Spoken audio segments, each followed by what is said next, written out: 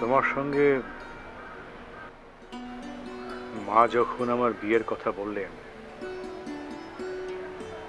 তখন আমি বিয়ে করতে রাজি ছিলাম না। আমার ধারণা ছিল সংসারে জড়িয়ে মানুষ তার আত্মসম্মান নষ্ট করে ফেলে।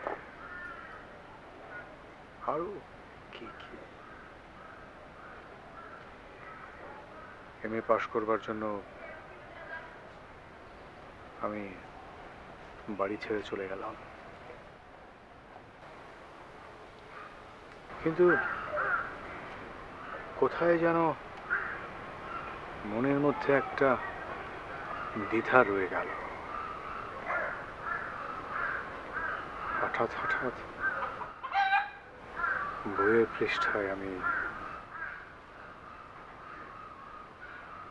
তোমার মুখখানা দেখতে পাই।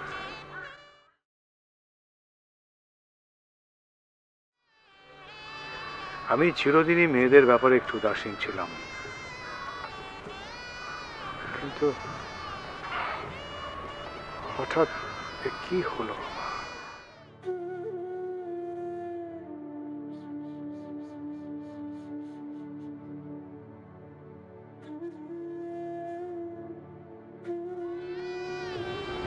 তোমার কথাই যেন ভাবতাম